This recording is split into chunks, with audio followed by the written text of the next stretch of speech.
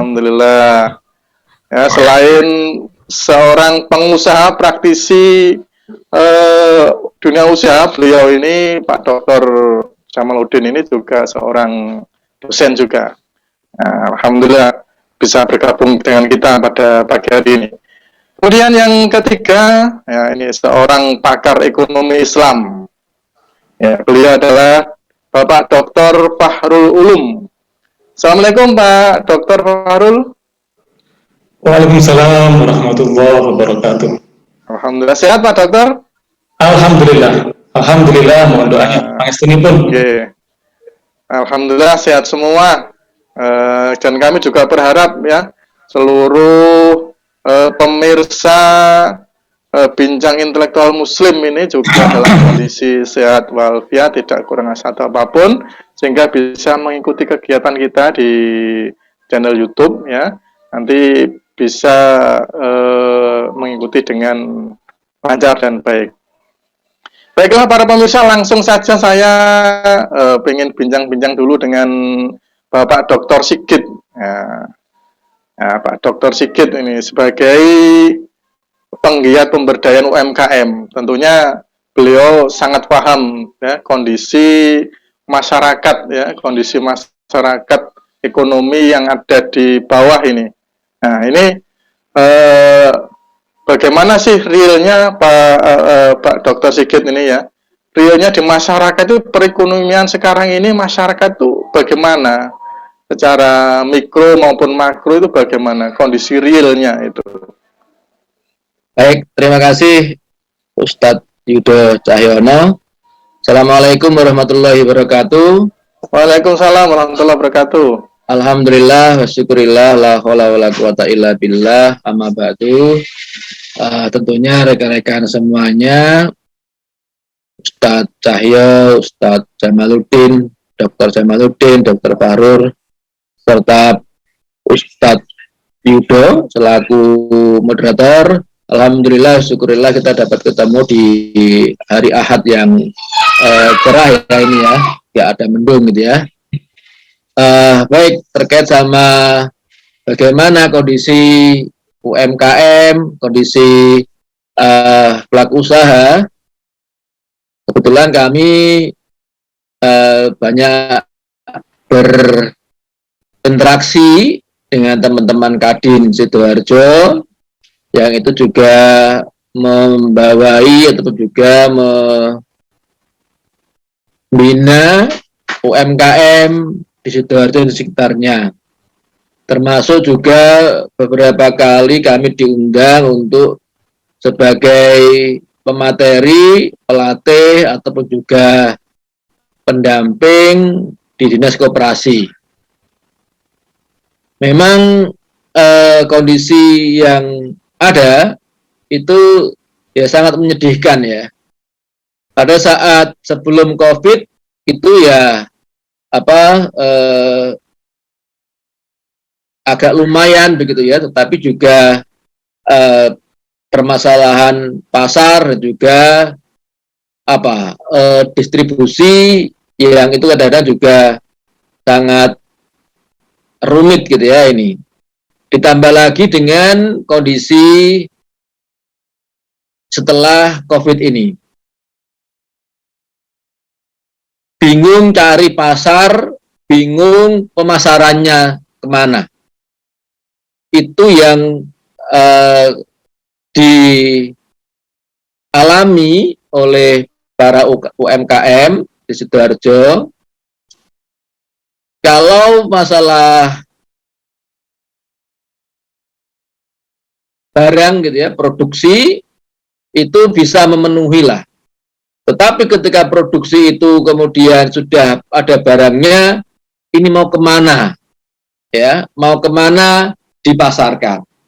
Ini yang kemudian juga menjadikan banyak kemudian UMKM ini beralih. Tapi ini juga menjadi sebuah plusnya ya. Bahwa UMKM itu kan dituntut untuk bisa survive, bisa hidup gitu ya ini. Maka kemudian ya akhirnya mencari beralih bisnis yang bisa survive di tengah pandemi. Terutama dulu ketika masih pandemik ya, ketika tinggi-tingginya itu, misalnya di Sidoarjo, di Tanggulangin sini, rumah saya Tanggulangin, itu yang biasanya produksi tas, koper gitu ya, kemudian rame-rame beralih gitu. Nah ini beralih kepada kebutuhan-kebutuhan yang sifatnya adalah untuk imunitas. Bahkan kemudian kalau kita ngasih pelatihan di UMKM dan koperasi, itu kami sampaikan, misalnya UMKM makanan gitu ya, ini makanan semacamnya UMKM mikro gitu ya, gorengan, warung-warung kecil gitu ya, ini gak apa-apa Bapak Ibu semuanya itu pelaku usaha melakukan bisnis yang di luar konteks yang terbiasa, out of the box ya, ini misalnya buat jual masker ketika itu ya udah kita jual masker gitu, jual hand sanitizer gitu ya. Artinya bahwa tadi itu dituntut untuk lebih kreatif gitu ya, ini jadi memang COVID ini kan ada dua sisi. Pertama sisi keburukan ya, kedua sisi kebaikan. Kebaikan tentunya adalah lebih kreatif, lebih bagaimana dia survive gitu. Misalnya tadi itu, termasuk juga ada perusahaan besar-besar gitu, kan juga sama seperti itu. Bahwa terbukti, saya punya banyak riset mahasiswa kami, bahwa perusahaan yang memang terkait sama imunitas, obat-obatan, farmasi, bioteknologi gitu ya, itu bisa lebih bagus kinerjanya daripada yang di lain itu. Misalnya adalah paling gampang otomotif itu, otomotif hancur itu karena nggak ada berpergian macam-macam itu. Nah kembali pada UMKM, bahwa memang UMKM ini tadi itu ya rentan terhadap mana pasar yang dituju gitu. Nah, biasanya juga dinas-dinas itu kan melakukan sebuah pameran ya, pameran ngajak para UMKM gitu, binaan-binaan Kadin, binaan dinas koperasi itu. Karena tidak ada, karena hanya Zoom saja gitu misalnya ya, pamerannya, makanya kurang efektif. Itu ya ini. Maka bagi semuanya memang kemudian ini butuh tanggung jawab bersama. Utamanya yang diberi wewenang terhadap pembinaan UMKM, ya dinas koperasi, kemudian juga Kadin juga gitu ya, ini semuanya. Jadi itu gambaran awal Ustaz Cahyo, bahwa memang kondisi di lapangan itu satu hal yang penting adalah pasarnya ini yang kemudian tidak ada untuk UMKM ya, ini ya karena tadi itu karena banyak hal terkait sama distribusi, kemudian juga daya beli masyarakat turun dan sebagainya. Itu sebentar dari saya Pak Cahyo, terima kasih. Menyambung Bapak Dokter, ya ini tadi menarik ya, bahwa dalam kondisi sekarang ini begitu sulit ya, terutama ini tadi disampaikan oleh Bapak Dokter Sigit itu terkait dengan daya beli kalau saya menangkapnya itu. Nah, padahal sampai sekarang ini COVID ini belum ada tanda-tanda berakhir, meskipun sudah digelontorkan vaksinnya. Ini sampai daya tahannya, ya, daya tahan dari masyarakat, terutama UMKM ini, sampai berapa jangka waktu mereka bisa bertahan dalam kondisi seperti ini.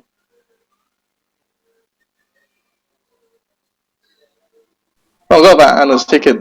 Oh ya, baik. Jadi memang sudah lama Ustadz Cahyo dan juga Bapak Ibu semuanya, yang istilahnya teman-teman itu adalah mantap ya, makan tabungan Pak. Nah itu, jadi mantap tuh makan tabungan. mantap ini. makan tabungan gitu. Makan tabungan, jadi itu UMKM sudah mantap tuh, makan tabungan. Jadi nggak punya aset, apa namanya, nggak punya lagi yang diharapkan kan gitu ya. Bahkan banyak juga yang UMKM ini kemudian banyak mengurangi karyawannya, gitu ya ini. Pertama mantap makan tabungan, kemudian makan aset.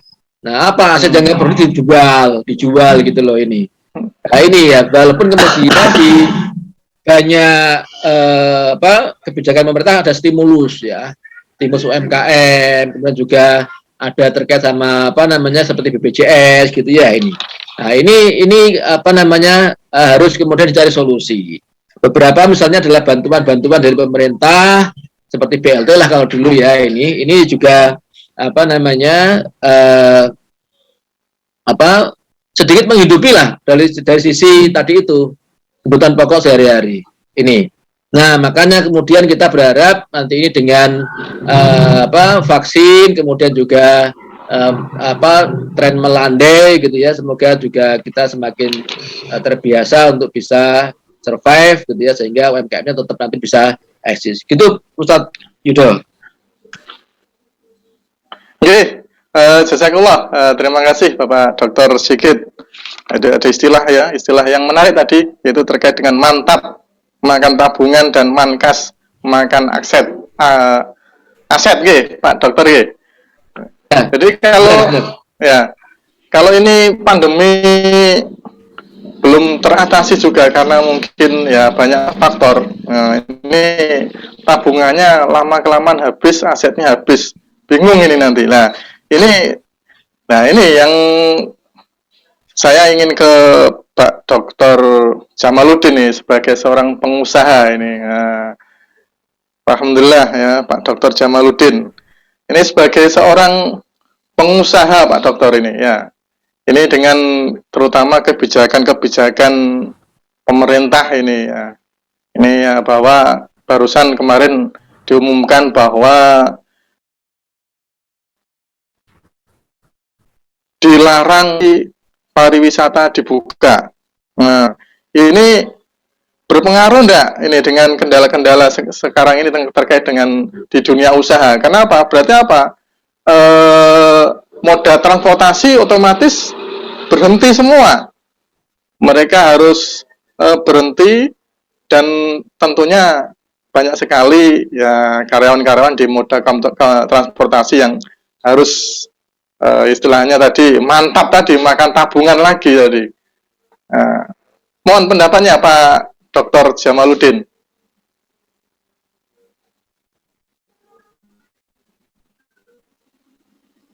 Wah ini Pak Dr. Jamaluddin kelihatannya nge-freeze ini.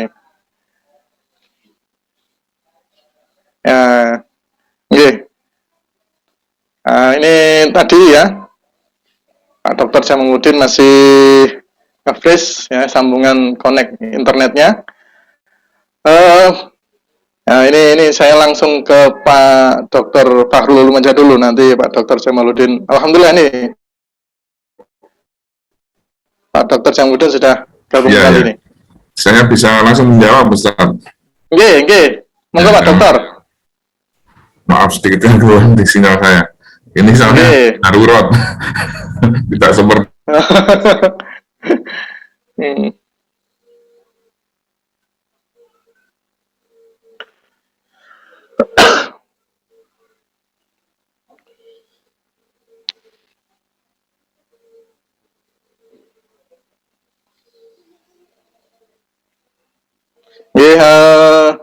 mohon dimaklumi para pemirsa ya, karena memang forum kita pada kali ini dengan Zoom meeting ya, dengan online. Jadi kalau ada terkendala koneksi internet, koneksi jaringan ya, kami mohon bisa dimaklumi karena memang di tempat-tempat yang berbeda ini tentu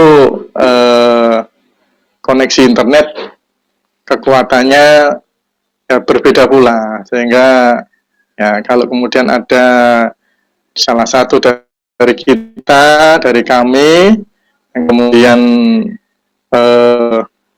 ada gangguan jaringan internet, ya kami mohon dimaklumi.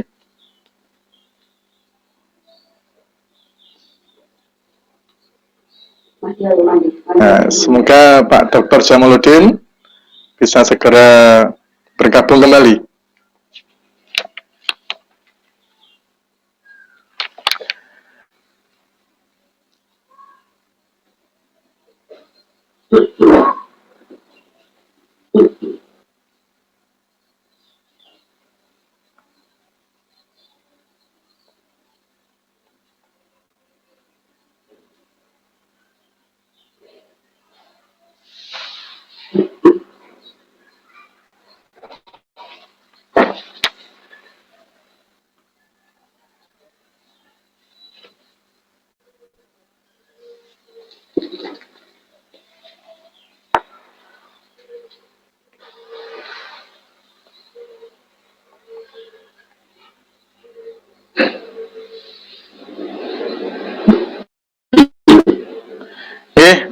Sambil menunggu Pak Dr. Jamaluddin, kami ingin bincang-bincang dengan Bapak Dr. Fahrul Ulum. Ini alhamdulillah ini bisa gabung lagi nih, alhamdulillah. Nah, ini saya pindah ruangan ini, Pak. Alhamdulillah. Semoga lancar, Pak Dr. Jamaluddin. Iya, Pak. Ini oke. Ya, baik ya. Mohon maaf ya, saya ini pindah ruangan dan insya Allah mudah-mudahan lebih baik daripada yang tadi sinyalnya. Amin, amin, amin. Tadi sudah dijelaskan panjang lebar oleh Bapak Dr. Sigit mengenai kondisi UMKM yang ada pada masa pandemi. Tentunya ini juga sangat kami rasakan. Walaupun di dalam kriteria usaha menengah UMKM kecil dan mikro dan menengah gitu ya, saya ini mungkin termasuk usaha yang menengah gitu ya. Nah, yang saya rasakan memang sama seperti pengusaha yang lain ketika masa pandemi. Bahkan kita itu tidak hanya sekedar sektor penjualan saja yang terganggu. Jadi kalau tadi Pak Dr. Sigit menjelaskan masalah sektor pemasaran, sudah ada barangnya, sudah bikin barang, tapi ternyata yang beli nggak ada. Nah, tapi kalau kita, alhamdulillah, karena kita ini bergerak di bidang mechanical, electrical, dan customer kita itu ada di beberapa rumah sakit juga, itu yang mana rumah sakit pasti tetap beroperasi ya. Nah, itu ordernya ada, tapi kita mencari sumber pasok, jadi butuh consumable parts gitu, ada beberapa komponen yang kita harus beli di Jakarta, di Singapura, itu menjadi terhalang karena penerapan PSBB itu, yang mana PSBB itu tidak mengizinkan transportasi untuk beroperasi. Sehingga kita juga mengalami kendala untuk proses produksinya. Jadi kalau di tempat kami yang saya alami, alhamdulillah karena kita masih punya customer yang pada saat pandemi itu masih beroperasi, tapi dari sisi produksi itu yang ada sedikit kendala. Tetapi alhamdulillah pada kurun waktu sampai dengan akhir 2020 dan awal 2021 ini sudah mulai bergulir kembali, walaupun masih belum pulih sepenuhnya. Nah, ini kita syukuri. Lalu yang kedua, untuk masalah stimulus bantuan dari Departemen Koperasi atau Departemen Perindustrian atau apapun, sebetulnya kalau bantuan-bantuan stimulus dari pemerintah itu saya rasakan masih minim ya. Ini karena saya yang tidak mengikuti perkembangan atau penawaran-penawaran yang disampaikan oleh pemerintah atau memang tidak ada. Tapi yang jelas dari sisi perbankan itu membantu reschedule yang diberikan kepada kita. Ya. Tetapi alhamdulillah kami bil hikmah dengan adanya masa pandemi itu, dan kami alhamdulillah mendapatkan petunjuk hidayah dari Allah Subhanahu wa taala untuk menyelesaikan utang dan riba. Jadi Alhamdulillah, alamin. ya, jadi saya mulai Desember itu banyak melakukan restrukturisasi, re-engineering, refinansial.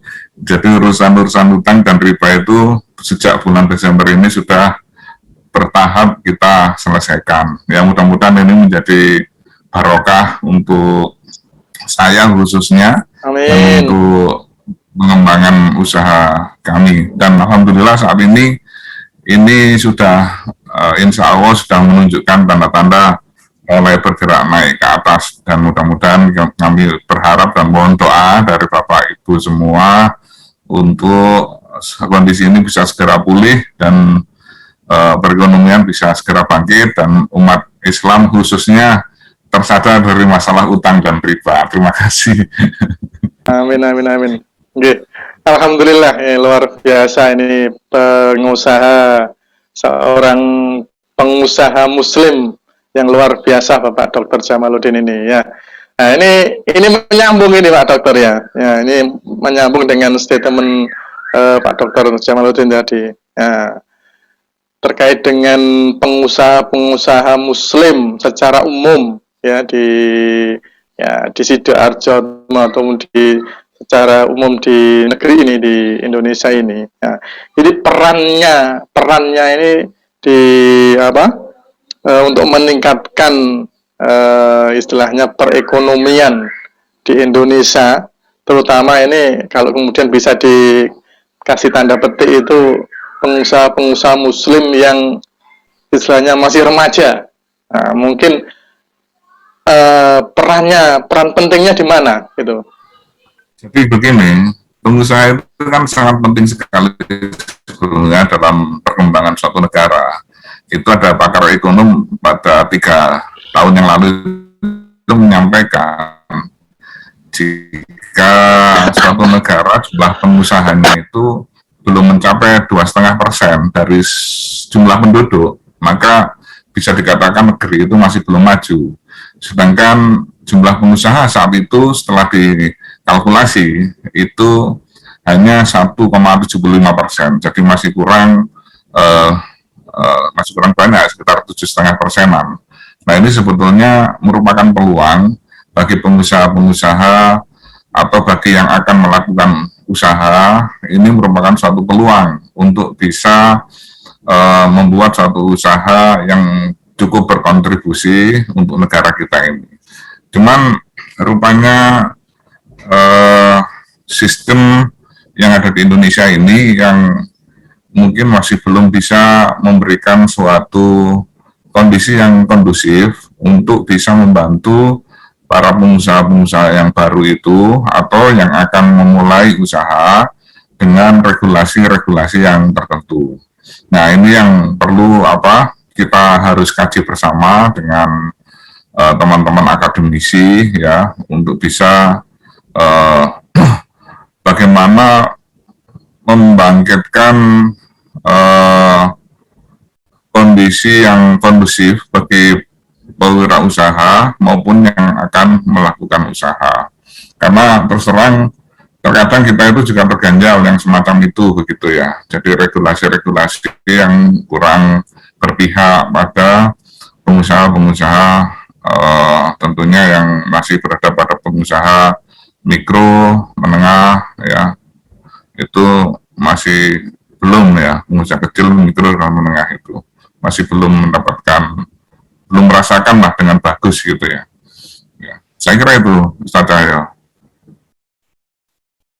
Oke, menarik sekali ya, bahwa tadi dijelaskan oleh Bapak Dr. Jamaluddin. Ada poin penting tadi yang saya bisa tangkap, yaitu terkait dengan bahwa pendapat dari Bapak Dr. Jamaluddin, sistem di Indonesia belum memberikan kondisi yang kondusif bagi pengusaha-pengusaha, terutama pengusaha mikro dan menengah. Nah, mungkin nanti bisa di forum ini mungkin nanti bisa mungkin saling diskusi, terutama ini alhamdulillah ya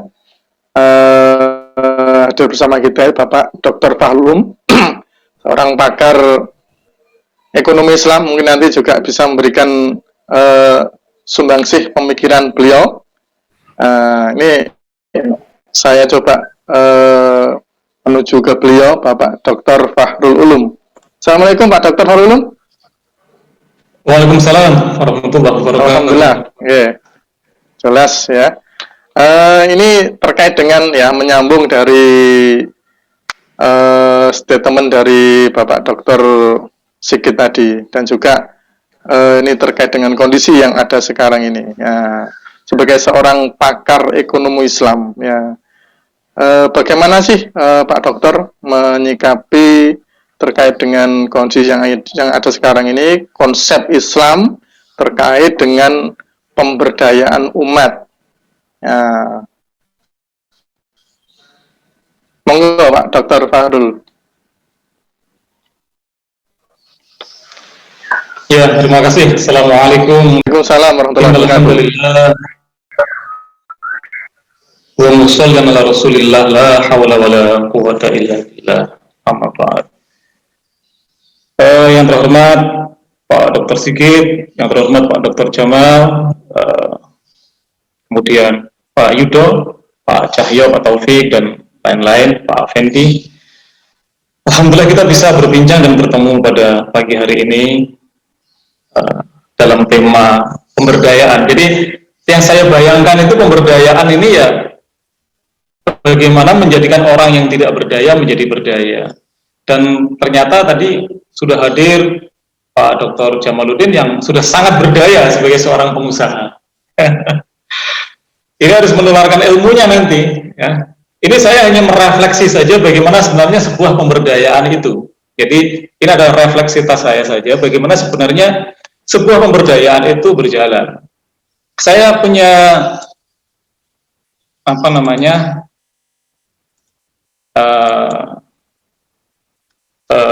slide ya, ada slide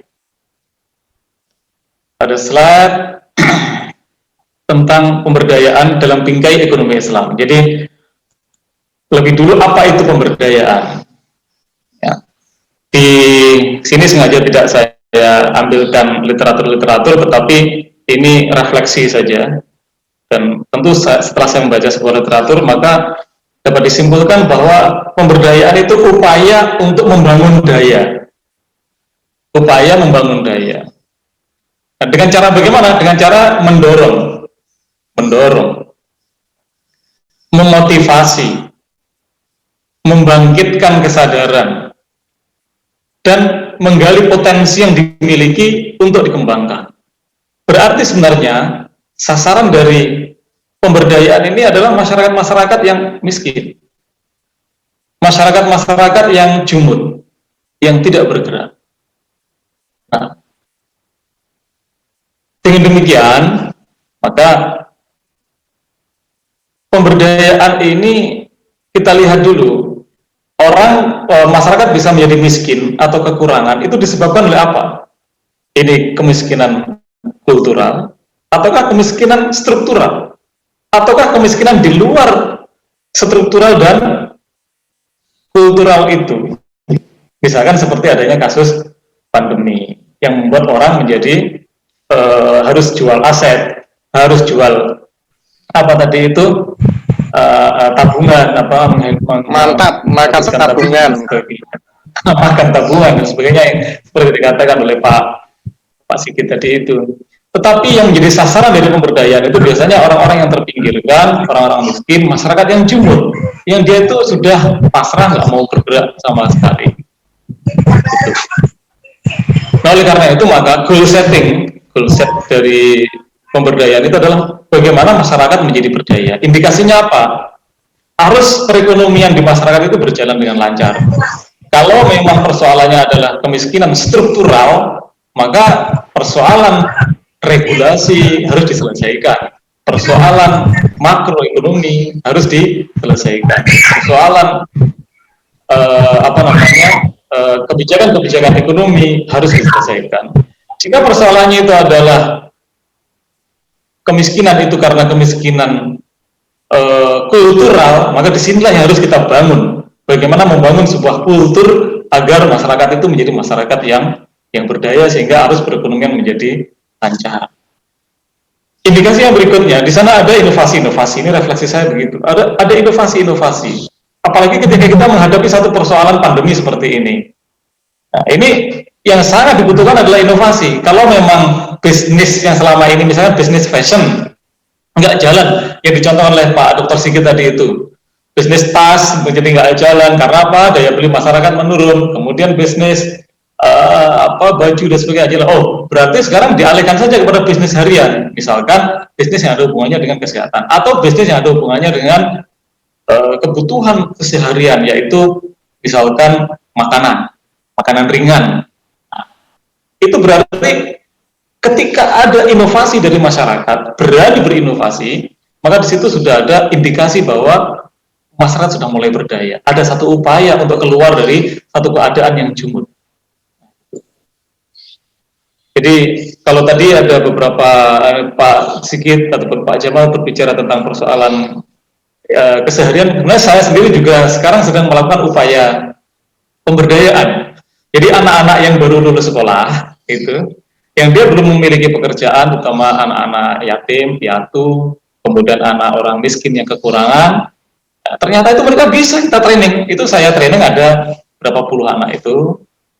Kemudian karena mereka nggak punya modal, ya saya yang kasih modal, dibikinkan satu makanan jajanan sehari-hari seperti misalkan makanan burger, makanan kebab, kemudian makanan roti Mariam atau roti canai.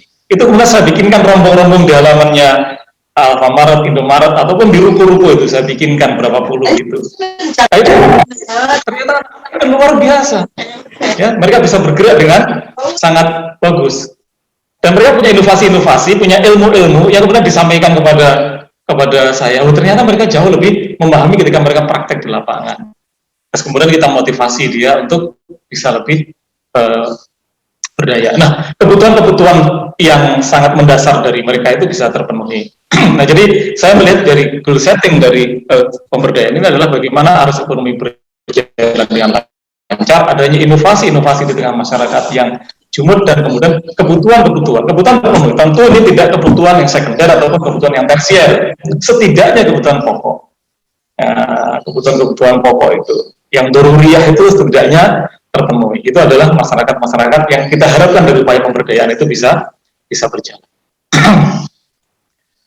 Nah, sekarang bagaimana pemberdayaan itu ditinjau dari ekonomi Islam?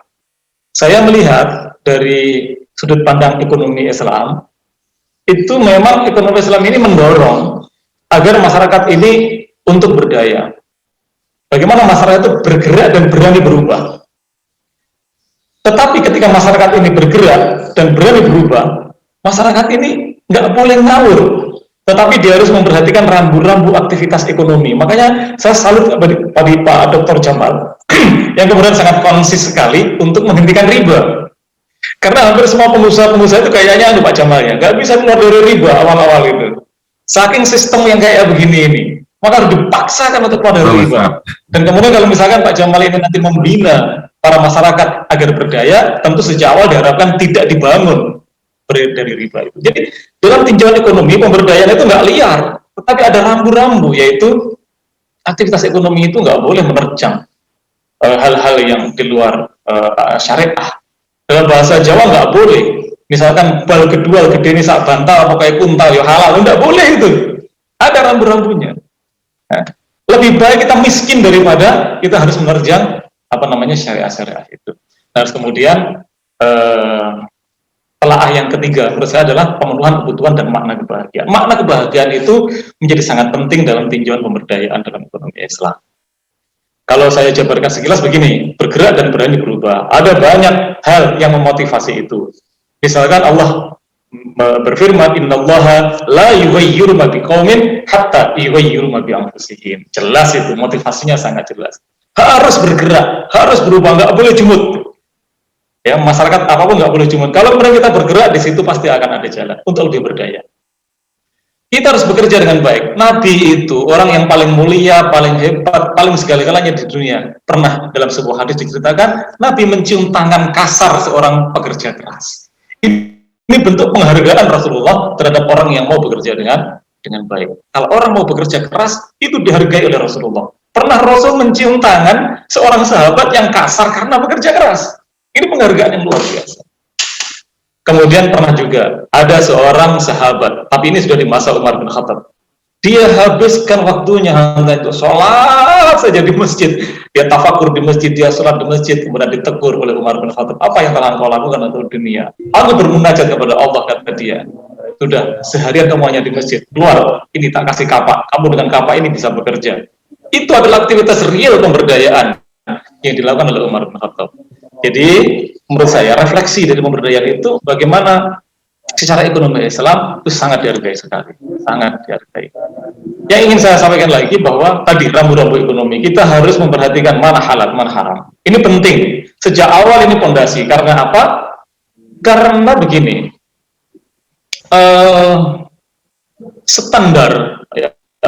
standar perbuatan bagi orang-orang yang tidak beriman itu adalah murni motif ekonomi. Jangan sampai pemberdayaan itu murni hanya motif ekonomi. Ini sangat berbahaya menurut saya. Apa ekonomi itu? Ekonomi itu adalah menjawab kelangkaan. Itu menurut orang kapitalis. Teori mereka, filosofis mereka mengatakan bahwa problem ekonomi itu adalah kelangkaan, scarcity. Maka kemudian dari scarcity itu ada aktivitas ekonomi. Tidak peduli lagi apakah kemudian ini halal apa haram, bermanfaat apa tidak bermanfaat. Pokoknya kalau scarcity kemudian masih dibutuhkan oleh masyarakat, itu langsung diproduksi. Orang butuh rokok, ya diproduksi rokok. Orang butuh minuman keras, ya diproduksi minuman keras. Nah, aktivitas pemberdayaan menurut Islam tidak begitu, karena dalam Islam itu ada batasan, yaitu halal dan haram. Oleh karena itu kita harus menghindari riba di dalam pemberdayaan, menghindari perjudian di dalam pemberdayaan. Apalah artinya masyarakat menjadi berdaya tetapi riba? Itu bohong. Kemudian judi, melakukan ghaben, menyembunyikan catat barang, melakukan penimbunan nggak boleh. Ini ada beberapa aturan-aturan yang kita harus perhatikan tatkala kita melakukan satu aktivitas pemberdayaan. Yang ketiga, sebagai pengantar, makna tentang pemenuhan kebutuhan. Kita berharap bahwa orang yang berdaya, masyarakat miskin, masyarakat jumud, masyarakat yang kena dampak dari COVID ini, itu ketika kita berdayakan dan mereka fokus di dalam memenuhi kebutuhan, itu harus dijelaskan bahwa secara filosofis kebutuhan, asal kebutuhan mendasar itu sudah terpenuhi, itu sudah bagus. Bukan sekedar bertumpuk-tumpuknya materi. Karena apa? Walaupun materi berlimpah ruah, tetapi kalau kemudian tidak berkah, tidak barokah, tidak memahami makna dari kebutuhan itu, ini juga sangat berbahaya. Tidak akan pernah bisa mengantarkan kepada kebahagiaan. Karena makna sa'adah atau makna kebahagiaan menurut ekonomi Islam itu adalah mardhatillah, ridhonya Allah Subhanahu wa taala.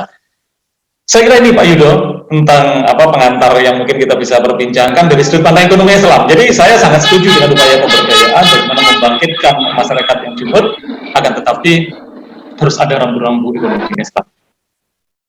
Nah, ini kayaknya menjadi hal yang menarik ini. Terima kasih. Begitu menarik ya, sangat menarik sekali apa yang dipaparkan ya sebagai awal ya dari Bapak Dr. Fahrulun tadi terkait dengan konsep ekonomi Islam.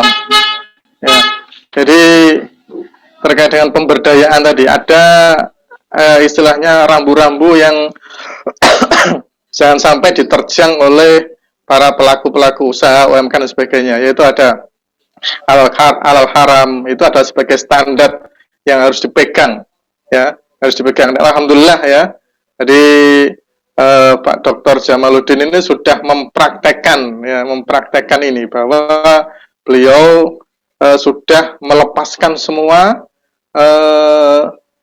hutang-hutang beliau yang terkait dengan perbankan riba dilepas semua. Alhamdulillah tadi ada ya ridho dari Allah, akhirnya apa? usaha beliau menunjukkan perkembangan yang signifikan, alhamdulillah. Nah, menindaklanjuti dari Pak Dr. Fahrul ini, saya ingin nyambung ya, Pak Dr. Fahrul ya.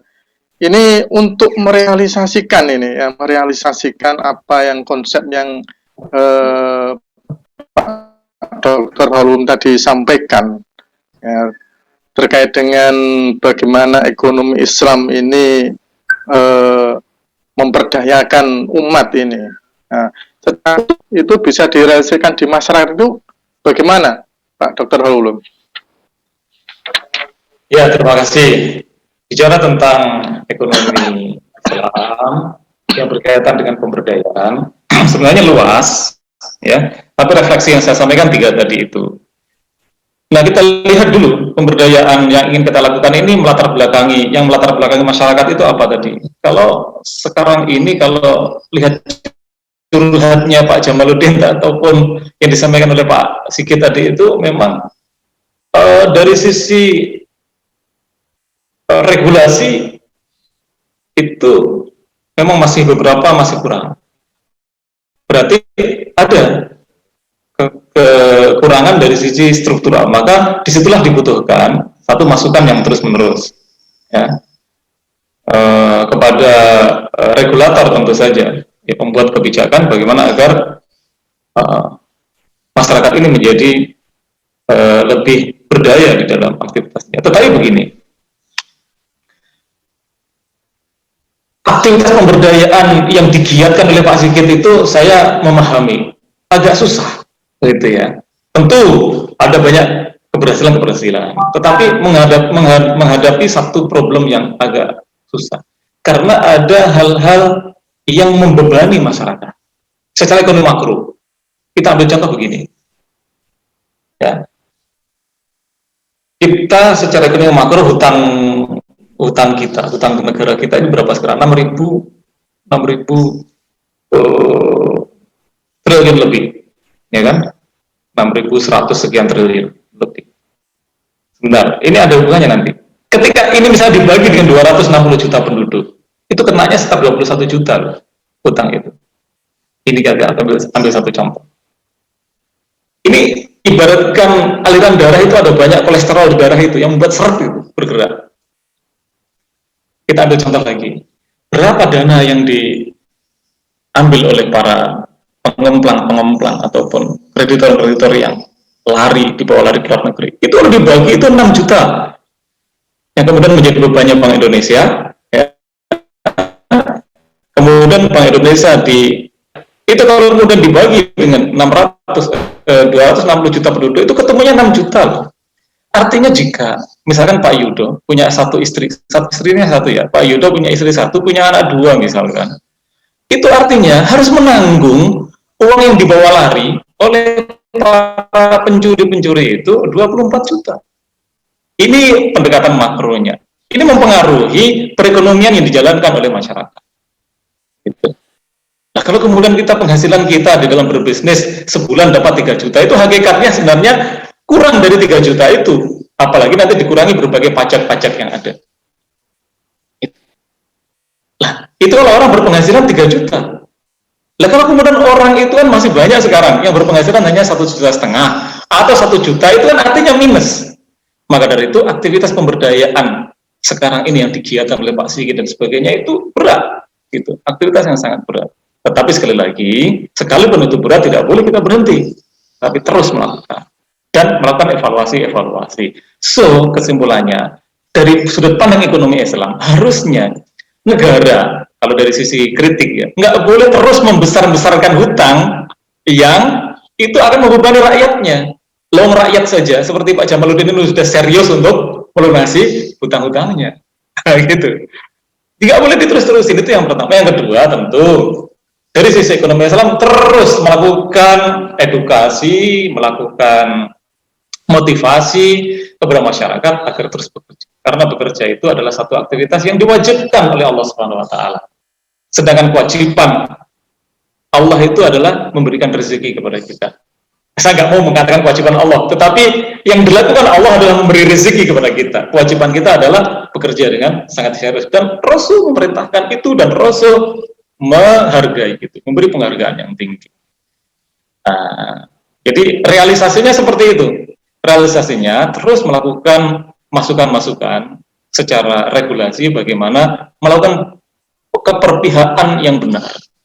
Kemudian kebijakan-kebijakan yang itu akan merugikan dan memberatkan masyarakat itu harus dihilangkan.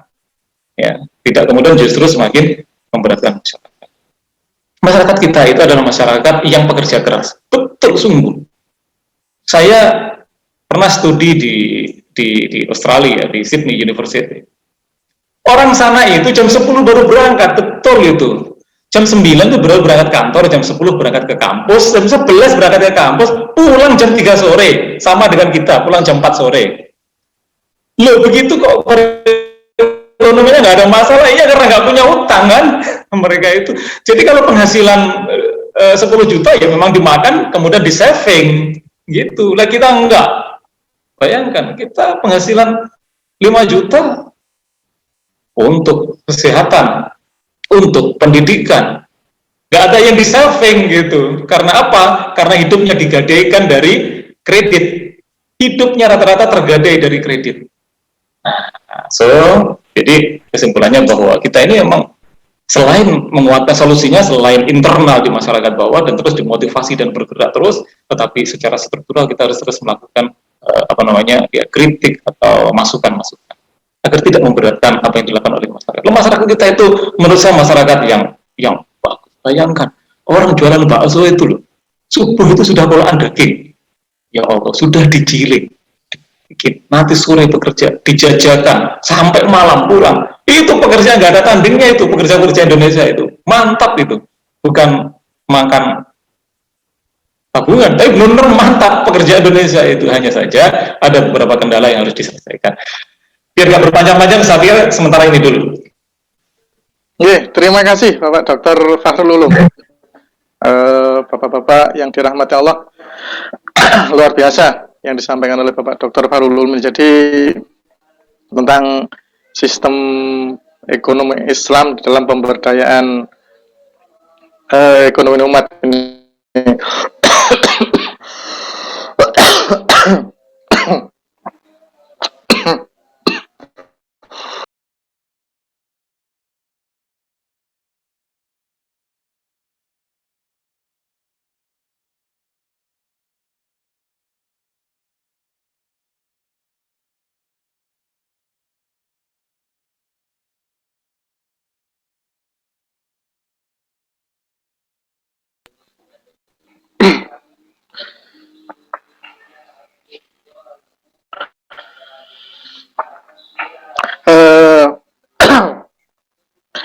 Mohon maaf para pemirsa.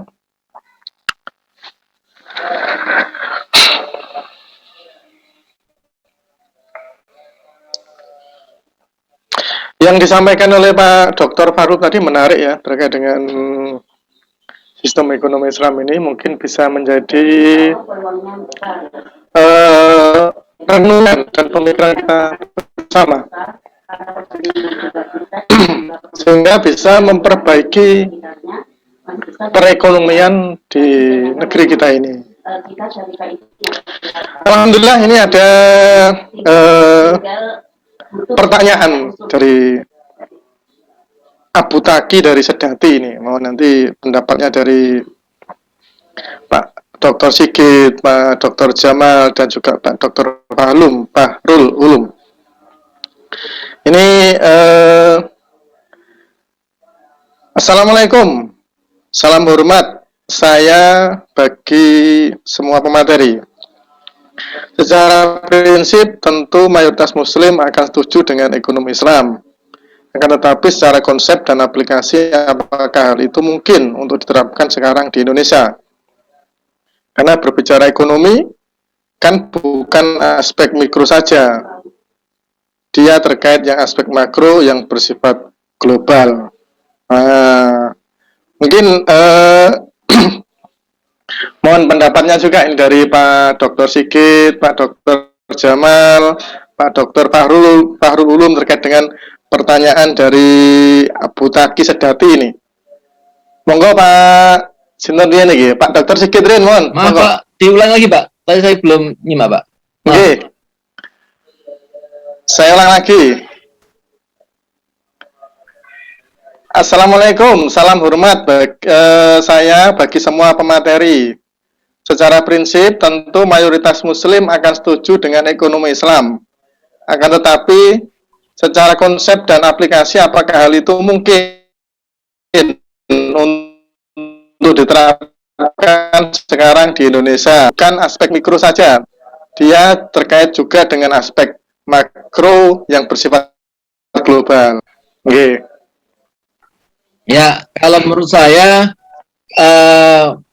gini aja, kita merefleksikannya ataupun juga implementasinya internal dulu saja, dalam hal mikro saja.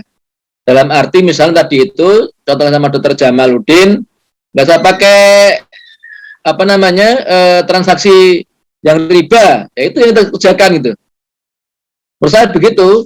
Jadi mikro saja yang kita lakukan. Jadi kita dari bisnis kita gitu ya, misalkan harus proses kalau makanan harus pakai proses halal, kan begitu. Kemudian juga kalau sebenarnya kalau halal itu tidak hanya makanan saja, tapi juga prosesnya juga halal juga gitu ya. Pengangkutannya harus halal, kemudian motongnya harus halal gitu loh. Artinya bahwa kalau kita berharap ke makro, ke lingkupnya besar gitu ya, padahal banyak juga pelaku ekonomi kan tidak hanya yang muslim, tapi juga non muslim. Nah, kalau kita mengharapkan terlalu jauh ke makro dulu, dan dampaknya juga nggak bagus juga. Menurut saya internal saja dulu. Misalkan kita ingin pemberdayaan, ya kemudian sebisa mungkin kita belanja sesama muslim. Kemudian juga belajar di tetangga yang sama-sama muslim. Kemudian juga mengurangi yang sifatnya bertransaksi dengan yang non-muslim, kan begitu. Ini yang menurut saya juga penting kita lakukan agar agar tadi itu menguatkan pemberdayaan ekonomi umat. Nah, saya menambahkan tadi disampaikan oleh Dr. Fahrul Ulum tentang kemiskinan kultural ya ini. Menurut saya tidak hanya menjadi tanggung jawab pemerintah, tapi juga kita semuanya ini. Artinya bahwa begini, sebenarnya jadi pengusaha, entrepreneur itu kan bisa dimulai dari keluarga ya. Bahkan keluarga itu bisa membentuk 90%, 80% loh, dari menjadi dia pengusaha ataupun dia jadi pegawai gitu. Saya ini dulu anaknya guru, ya jadi guru akhirnya gitu kan ya ini. Coba dulu mungkin maaf ya. Pengusaha jadi pengusaha juga gitu. Sama juga yang sekarang di non muslim ya, katakanlah rekan-rekan kita di yang lainnya gitu ya. Melek buka toko, ya udah kemudian namanya buka toko juga gitu begitu. Akhirnya nanti ya kayak gitu juga gitu. Artinya bahwa sebenarnya kita mau jadi pengusaha, entrepreneur itu bisa jadi dari keluarga. Ini. Jadi dan itu tidak serta-merta besar kemudian dididik menjadi entrepreneur. Menurut saya lebih ke mental ya, mental pengusaha, mental entrepreneur gitu ya. Ini perlu dididik sejak awal, sejak dini gitu. Ini maka sudah bagus juga di beberapa sekolah Islam, sekolah Muslim itu ada semacam expo ataupun juga yang siswa itu harus membuat kreasi, membuat sebuah produk kemudian dijual pada teman-temannya. Itu sebuah langkah yang bagus gitu ya. Itu. Jadi pertama memang dari keluarga dulu. Keluarga yang kemudian memang mendidik untuk menjadi entrepreneur, untuk pengusaha. Ada juga tetangga saya juga begitu. Kelas 2, 3 SD sudah suruh jualan takjil ke rumah-rumah gitu. Memang ya dia kemudian melatih soft skill-nya ya, tidak malu, kemudian juga berani gitu ya ini. Kalau anaknya pegawai, anaknya orang kantoran ya agak susah gitu, termasuk anak saya juga gitu. Nah, kayak begitu ini. Nah, ini menjadi sebuah fondasi dasar bahwa bagaimana pemberdayaan umat dimulai dari keluarga. Ya ini, kalau tadi itu misalnya bisa mungkin memang diajarin untuk berusaha. Kemudian di sekolah juga begitu. Di sekolah, di SDC Muslim, di sekolah-sekolah Muslim juga harus ada yang namanya entrepreneur. Kemudian di tingkat yang lebih tinggi lagi di SMP, SMA, MTS, MAN, begitu juga harus seperti itu. Nah ini yang kemudian baru di tingkat yang lebih tinggi, dinas-dinas koperasi, dinas-dinas UMKM itu memberikan sebuah stimulus dalam bentuk dana, pelatihan dan sebagainya. Nah itu menurut saya yang harus kita lakukan untuk tadi itu bisa merubah kemiskinan kultural. Itu Ustadz Yudo, terima kasih. Terima kasih Bapak Dr. Sigit. Langsung ke Pak Dr. Jamaluddin. Monggo Pak Dr. Jamaluddin. Ya, terima kasih. Alhamdulillah. Saya ini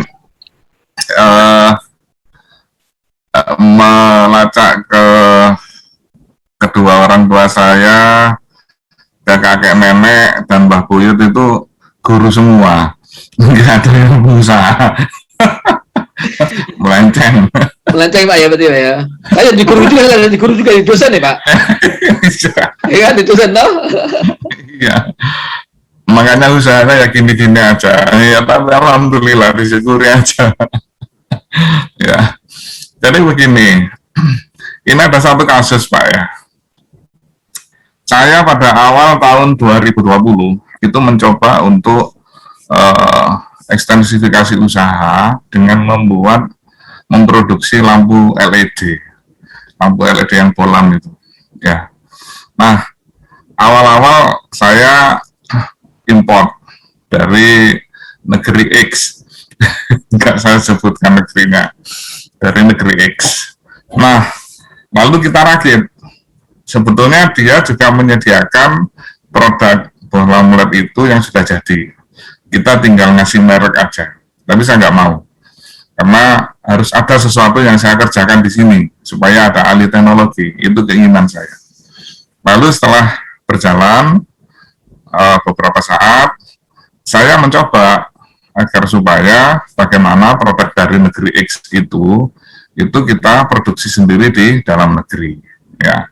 Nah, di situ saya masih belum menemukan sourcing, ya, ada dua bagian besar yang ada di produk itu. Yang satu ini sudah mulai bisa kita produksi, ya.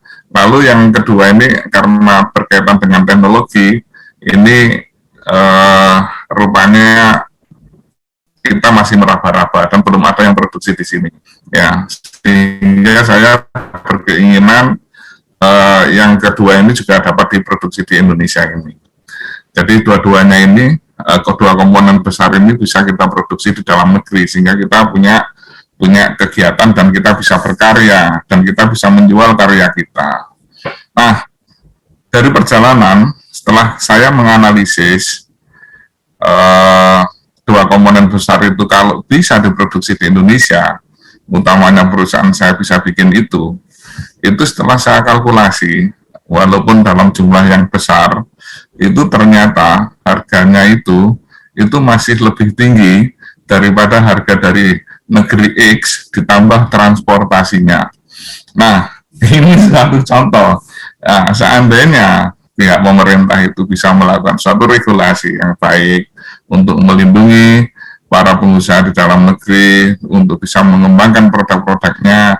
Nah, bagaimana caranya? Misalnya kita dari sisi teknologi bisa dibantu, lalu yang kedua, barang-barang yang dari negeri X itu bisa agak direm atau pajaknya dinaikkan atau bagaimana. Ini sebagai suatu contoh saja yang masalah tadi itu, impact kira-kira teori-teori perekonomian tadi itu bisa kita aplikasikan atau tidak, begitu ya.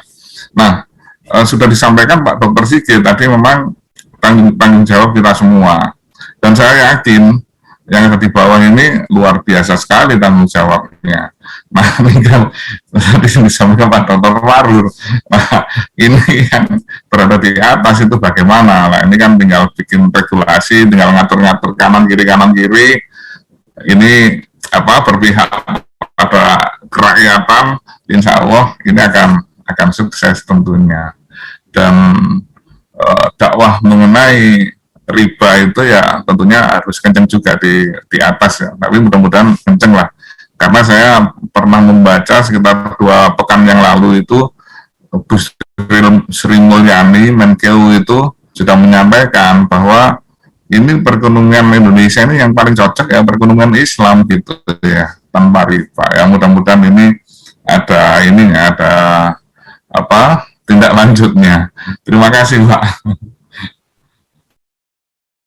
Oke, terima kasih Pak Dr. Jamaluddin. Menarik tadi ya, beliau ini silsilahnya itu dari guru, cuman sekarang jadi pengusaha. Cuman pertanyaannya ini, beliau ini pengusaha, kemudian sampingannya dosen, atau dosen sampingannya pengusaha ini, Pak Dr. Jamaluddin ini? Dua-duanya menjadi inti, Pak. Semua masuk. Yeah, alhamdulillah. Jadi dua-duanya adalah utama ini, insya Allah, karena dua-duanya melayani umat, insya Allah. Nah, langsung ke Pak Dr. Fahrul Ulum ini, mohon pendapatnya terkait dengan pertanyaan dari pemirsa tadi.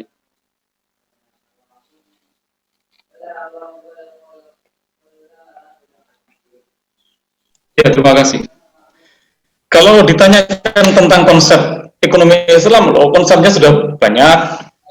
Konsep dari masa Islam klasik, Islam pertengahan, Islam modern, sampai Islam kontemporer, sampai Islam milenial, semuanya ada ekonomi Islam. Mulai dari Abu Ubaid ya, di kitab Al-Amwal itu sudah sangat lengkap. Mulai nanti Al-Ghazali nulis juga, Asy-Syatibi juga nulis. Mulai kemudian abad modern juga banyak ya, sampai sekarang ini kontemporer ada tokoh-tokoh yang nulis tentang banyak sekali ya, Abdul Manan, kemudian tokoh-tokoh di Indonesia ada Pak Syafi Antonio, ada Adi Warman Karim dan sebagainya, banyak sekali. So dari sisi konsep selesai. Banyak ekonomi Islam itu bisa dibaca di banyak buku. Ya. Saya menulis satu buku khusus namanya Studi Ekonomi Syariah. Ini yang dipakai di banyak kampus juga, yang diterbitkan oleh Prenada, ya, mulai dari paradigma ekonomi sampai ke riset ekonomi Islam, saya tulis di buku ini, dan banyak lagi. Saya pikir konsep-konsep itu. Nah, kalau kemudian ditanya tentang aplikasi, lah ini, ya, aplikasi itu bisa diaplikasikan oleh individu, bisa diaplikasikan oleh community, bisa diaplikasikan oleh negara. Hingga hari ini kayaknya yang serius mengaplikasikan itu baru di level individu itu, ya. Dan community, komunitas itu kan sudah banyak, komunitas anti riba, MTR ya, masyarakat tanpa riba. Kemudian ada komunitas, banyaklah komunitas-komunitas sudah mulai melakukan, individu-individu sudah sikoh bersungguh-sungguh untuk memegang teguh ekonomi Islam, nggak mau riba, nggak mau melakukan penimbunan, nggak mau melakukan tadlis, nggak mau melakukan macam-macam. Sudah bagus lah.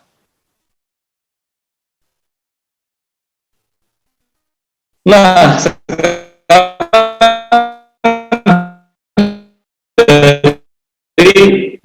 tetapi parsial. Jadi ekonomi Islam untuk sementara waktu masih dibatasi sebagai bank syariah, masih dipahami sebagai pegadaian syariah, masih dipahami sebagai syariah. Nah, itu semua adalah industri-industri keuangan. Yang industri keuangan itu memang masih sangat mungkin untuk disyariahkan, karena tinggal merubah akad saja. Misalkan kredit semula akadnya adalah hutang piutang, kemudian diganti dengan murabahah. Kan gampang banget itu. Ya. Itu disamakan dengan nilai tingkat suku bunga, selesai masalah. Atau kalau masih bertahan di jasa, pakai saja itu qard misalkan. Qardul Hasan atau qard akadnya dirubah. Oleh karena itu, maka transaksi keuangan itu masih sangat mudah disyariahkan. Tetapi ekonomi Islam kan tidak hanya transaksi keuangan. Apakah itu tidak bagus? Tidak bagus, Ustaz. Oh, bagus, karena sudah melakukan satu tindakan, tapi kurang. Harusnya jauh lebih dari itu. Tidak hanya lembaga-lembaga keuangan syariah, tetapi industri-industri non keuangan itu juga harus mulai disyariahkan. Itu pariwisata syariah itu harus digemborkan, gencarkan itu pariwisata syariah, perhotelan syariah, transportasi syariah. Jadi ada industri-industri yang non keuangan itu juga harus dikembangkan. Nah, disitulah nanti penggiat-penggiat pemberdayaan ekonomi Islam terutama itu bisa nyantol ketika industri ke industri non keuangan syariah itu menjadi booming. Nah, jadi memang langsung frontal dirubah susah, ya, karena apa? Ekonomi selalu berkait erat dengan politik, sementara sistem politik kita tidak mengarah yang seperti itu. Tetapi kalau hanya berhenti pada sektor keuangan itu menurut saya kurang, harus terus dikembangkan. Nah, disinilah sebenarnya para intelektual yang hari ini berbincang, ada Pak Sigit, ada Pak Jamal, ini punya kontribusi di situ untuk terus membangun lewat kampus-kampus tempat mengajarnya. Itu diskusi-diskusi yang terus dikembangkan di kampus-kampus, kemudian didiskusikan di ranah yang lebih luas lagi. Apakah itu di organisasi kemasyarakatan ataupun di apa. Insya Allah saya akan dengar. Bu Sri Mulyani itu kan ketua IAEI sekarang ini kayaknya, Ikatan Ahli Ekonomi Islam dia. Ya, jadi itu, ya kalau sudah ngomong begitu bagus lah. Gitu. Tetapi nggak boleh hanya berhenti sampai sektor keuangan saja, mandek di zakat, mandek di wakaf, mandek di bank, nggak boleh. Ya, harus lebih daripada itu, insya Allah. Nah, gitu. Jadi kalau ditanyakan tentang konsep, kelas, tetapi ketika ditanyakan pada aplikasi, macam-macam. Kalau dari sisi siapa yang melakukan, individu, community, negara. Bagaimana pintu masuk aplikasi itu berbeda-beda. Ada yang cuma masuk lewat keuangan saja. Tapi kita berharap dari semua sudut bisa masuk ekonomi Islam itu. Saya kira itu Pak Yudo. Terima kasih. Terima kasih Pak Dr. Fahrul Ulum. Para pemirsa, ya, di pemaparan Pak Dr. Sigit, Pak Dr. Jamaluddin, Pak Dr. Fahrul Ulum, ya. Jadi intinya dengan gambaran tadi semakin jelas bahwa kita sebenarnya itu sepakat, ya, sepakat bahwa sistem ekonomi Islam itu adalah sistem yang terbaik, Tinggal bagaimana kemudian aplikasinya, ya, bagaimana kemudian menerapkannya di di saat sekarang ini, di zaman sekarang ini, di mana kemudian kita harus, ya, sebagai para intelektual ini, ya, bagaimana kemudian menyampaikannya, ya. Jadi mulai dari individu, kemudian masyarakat itu sudah banyak yang menginginkan ini, ya, termasuk tadi, ya, dicontohkan Pak Dr. Jamaluddin ini beliau sudah melirik ini, ya, melirik bagaimana kemudian beliau ingin melepaskan hutang-hutang beliau dari riba. Berarti apa? Beliau menginginkan betul-betul usahanya syariah, ya, usahanya syariah. Ya, semoga ini bisa diikuti oleh yang lainnya. Ya, dan juga tadi sudah disampaikan Pak Dr. Fahrul Ulum tadi, ya kan, tidak berhenti sampai di sini. Berarti apa? Masih butuh kemudian penjelasan dari para ini intelektual ini, Pak Dr. Sigit, Pak Dr. Jamaluddin, Pak Dr. Fahrul Ulum, kepada mahasiswa beliau, kepada rekan-rekan beliau terkait dengan kebaikan dari konsep ekonomi Islam ini, sehingga sedikit demi sedikit tapi pasti kemudian orang itu akan menjadi paham dan ngerti dan mau kemudian memakai sistem ekonomi Islam atau sistem ekonomi syariah ini. Nah, mungkin saya beri kesempatan satu penanya untuk yang di ruang Zoom ini bisa bertanya sebelum nanti. Monggo, mungkin ada Pak Cahyo Baskoro. Oh, nggih, Pak Cahyo Baskoro. Ini dari ini koordinator KIM ya, koordinator KIM-nya ini bertanya ini. Monggo. Terima kasih. Assalamualaikum warahmatullahi wabarakatuh. Waalaikumsalam. Diskusinya begitu menarik, ya.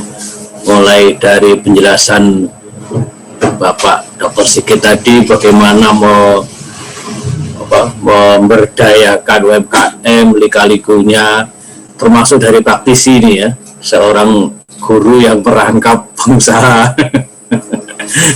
liku-liku untuk mengembangkannya yang harus kemudian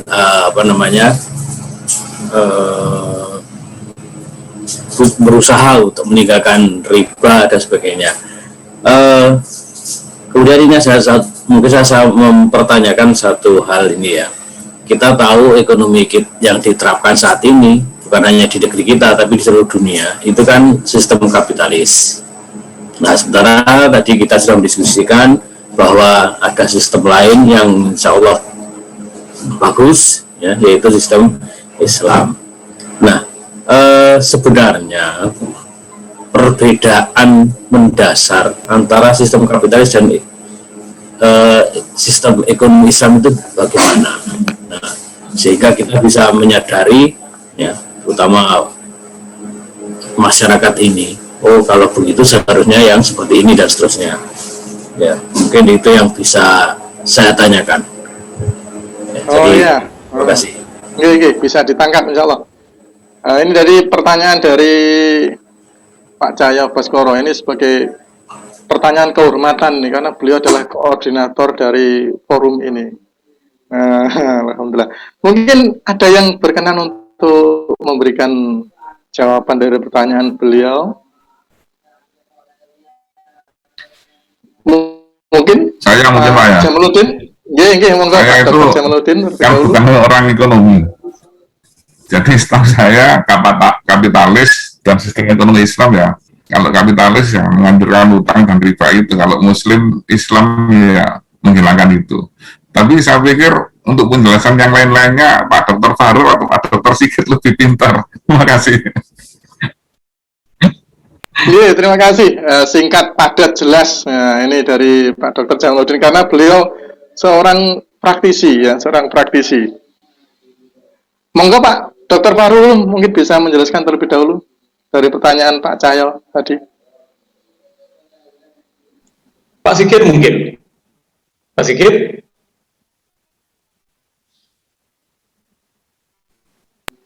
Pak Sigit? Ya. Jadi kalau menurut saya tadi sudah sampaikan benar tadi itu ya bahwa kapitalis itu banyak dikuasai oleh manusia ya. Jadi kan dari kata kapital ya, kapital modal dia lebih kepada bagaimana urusan kapital ya, modal manusianya itu kemudian dieksploitasi gitu ya ini. Lebih kepada yang namanya siapa yang kuat, siapa yang menang kan gitu ya. Tetapi kalau sistem Islam karena diatur oleh Allah dan juga dari sumber-sumber Al-Quran dan hadis, maka kemudian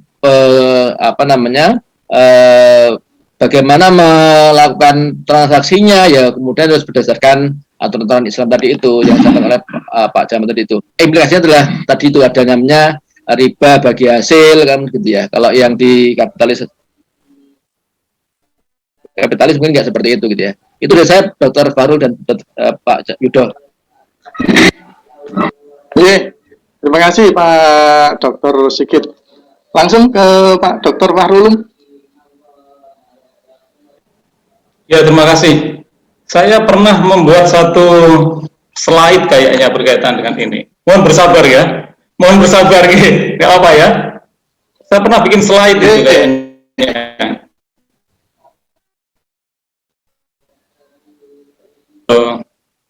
Bukan ini. Ini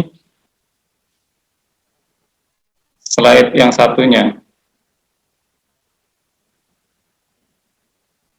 Sebentar.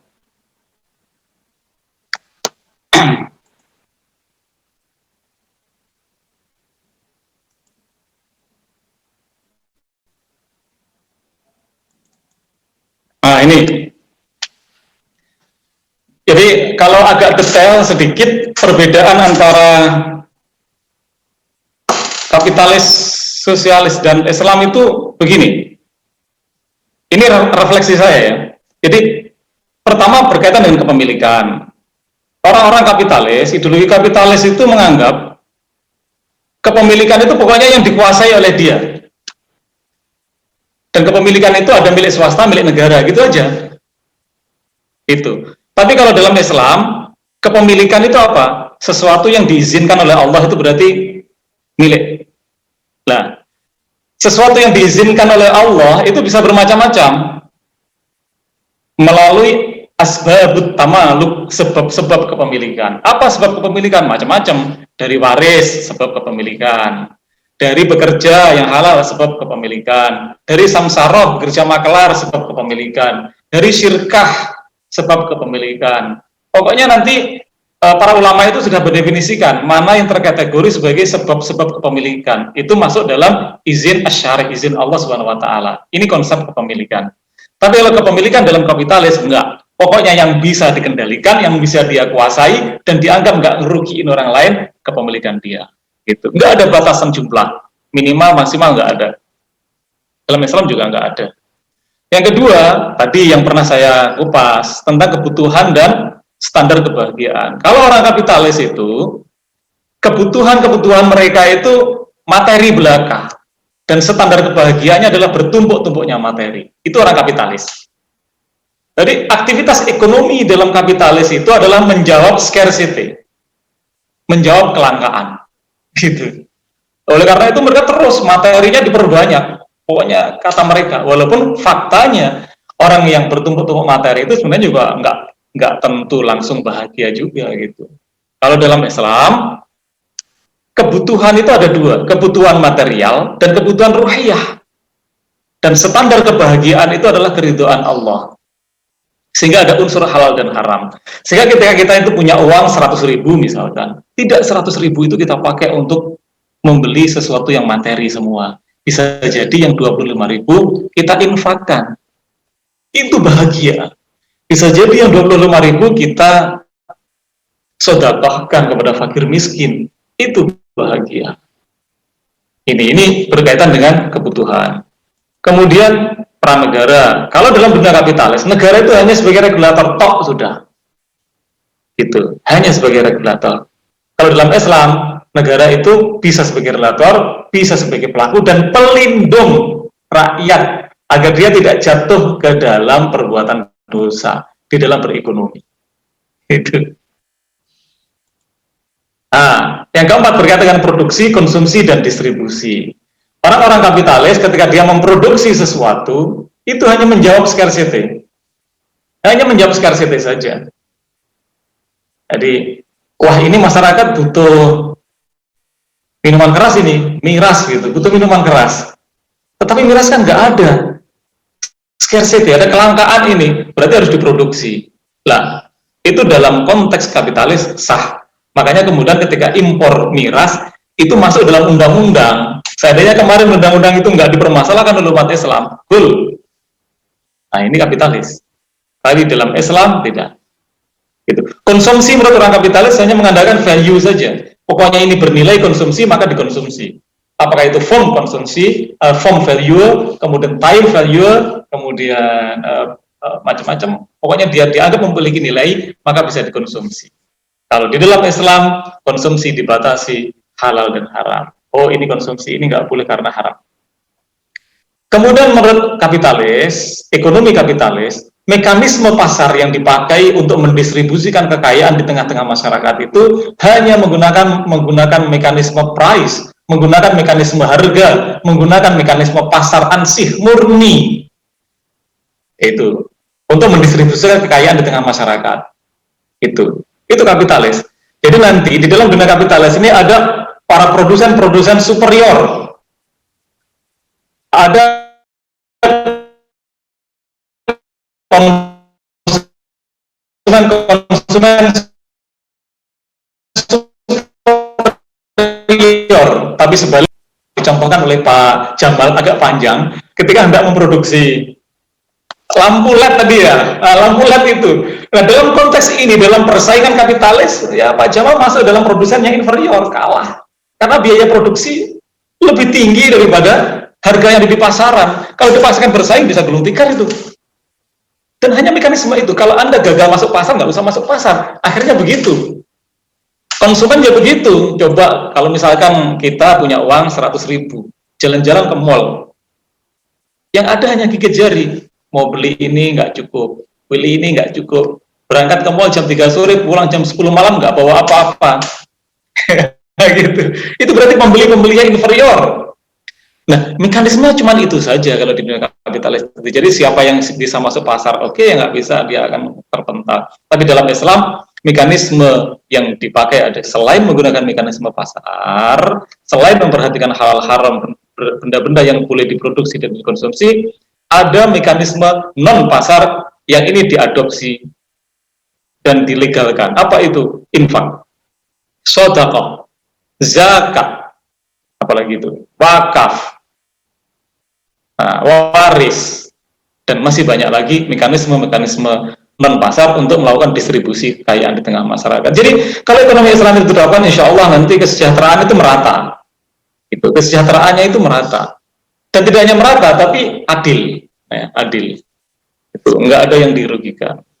Tidak bisa itu pemilik modal besar kemudian bisa menghabisi pasar dan dia menjadi pemain satu-satunya di pasar, nggak bisa, karena ada permainan-permainan yang lain di luar pasar.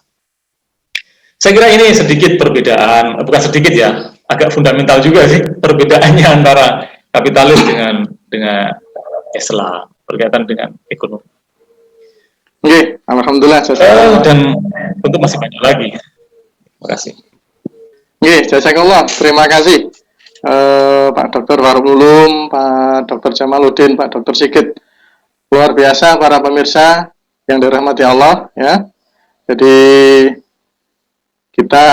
harus kita sadari bahwa kita sekarang ini ya hidup di sistem ekonomi kapitalis. Tentunya sebagai seorang muslim nggak akan bisa hidup nyaman, nggak akan bisa tenang ya selama kemudian kita belum bisa kemudian apa yang dijelaskan oleh beliau bertiga tadi, yaitu apa? Kita yakin bahwa sistem ekonomi Islam ini adalah sistem ekonomi yang terbaik, dan kita yakin pula bahwa sistem ekonomi Islam itu akan bisa menyelesaikan permasalahan-permasalahan yang muncul terkait dengan masalah pemberdayaan ekonomi umat, apalagi seperti kondisi sekarang ini, ya, di mana kemudian pandemi yang tentunya menekan, ya, kemudian menekan kondisi ekonomi masyarakat, ya, terutama yang paling terasa adalah masyarakat golongan menengah ke bawah. Ini paling terasa, terutama ya, kita ini yang menengah ke bawah ini sangat terasa dengan dampaknya ini. Tetapi terus ya kita tadi sampaikan bahwa berusaha bagaimana kemudian sistem ekonomi Islam ini bisa diaplikasikan secara pribadi, secara komuniti. Nah, secara negara bagaimana? Sudah ada, tetapi masih parsial. Tapi itu tidak bisa. Kenapa? Secara utuh, karena ini terkait dengan masalah politik. Untuk itu masih membutuhkan ini sumbangsih pemikiran kita semua, para bapak-bapak intelektual ini ya, untuk kemudian saling bahu-membahu, saling kemudian kita itu mencurahkan pemikiran kita, ya, yaitu istilahnya kita berdakwah, kita menyampaikan terkait dengan bagaimana keunggulan-keunggulan, kehebatan-kehebatan dari sistem ekonomi Islam, dan juga sistem ekonomi Islam yang itu nanti bisa berpengaruh pada mungkin bisa mempengaruhi sistem ekonomi Islam ini. Insya Allah Demikian tadi perbincangan kita dari awal sampai akhir. Ya, kami sampaikan terima kasih yang sebesar-besarnya kepada Bapak Sigit, Bapak Dr. Sigit Hermawan, Bapak Dr. Jamaluddin, Bapak Dr. Fahrul Ulum yang telah berkenan berbagi ilmu, ya, berbagi pengalaman, berbagi kemudian ya tip-tip ya terkait dengan bagaimana mengembangkan pemberdayaan ekonomi umat ini. Semoga lain waktu kita bisa berbincang-bincang kembali di forum yang sama. Untuk itu ya sebelum berpisah mohon supaya lebih berkah apalagi di bulan Ramadan ini ya, kami mohon Pak Dr. Jamaluddin ini ya bisa menutup dengan doa. Oke. Baik, Bapak dan Ibu sekalian, mari kita menundukkan kepala kita, menghadapkan jiwa dan hati kita ke hadirat Allah Subhanahu wa taala. A'udzubillahi minasyaitonir rajim. Bismillahirrahmanirrahim. Alhamdulillahirabbil alamin. Allahumma shalli ala Muhammad wa ala ali Muhammad kama shallaita ala Ibrahim wa ala ali Ibrahim fil alamin innaka Hamidum Majid. La ilaha illa anta subhanaka inni kuntu minadh dhalimin. La ilaha illa anta subhanaka inni kuntu minadh dhalimin. La ilaha illa anta subhanaka inni kuntu minadh dhalimin. Allahumma inna nas'aluka bi anni asyhadu annaka anta Allah la ilaha illa anta al-ahadus samad alladzi lam yalid wa lam yulad wa lam yakul Allahumma inna nas'aluka rizqi wa ziyadatan fil ilmi wa tawbatan qabla al-maut wa rahmatan wa maghfiratan ba'da al-maut. Allahumma hawwin 'alaina fi syagaratil maut wa najatan minan nar wa fa'inal hisab. Allahumma fili wali walidayna warhamhuma kama rabbayani shaghira. Rabbana atina fid dunya hasanah wa fil akhirati hasanah wa qina adzabannar. Subhana rabbika rabbil izzati amma yasifun wa salamun alal mursalin alhamdulillahi rabbil alamin. Alhamdulillahirabbil alamin. Sekali lagi kami sampaikan jazakumullah, terima kasih sebesar-besarnya kepada Pak Jamaluddin, Bapak Dr. Jamaluddin, Bapak Dr. Sigit, Bapak Dr. Fahrul Ulum, dan juga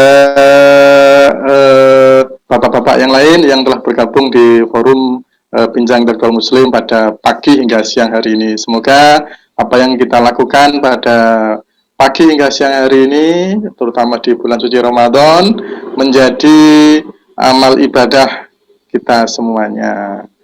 Baik, dari saya, kalau ada kurang lebihnya saya minta maaf. Akhirul kalam, assalamualaikum warahmatullahi wabarakatuh. Waalaikumsalam warahmatullahi wabarakatuh. Terima kasih. Terima kasih. Alhamdulillah. Alhamdulillah. Terima kasih. Waalaikumsalam. Terima kasih Pak Jamaluddin. Terima kasih Pak Sigit. Ya, sama-sama, Pak. Izin. Monggo Pak Dr. Sigit. Terima kasih nggih.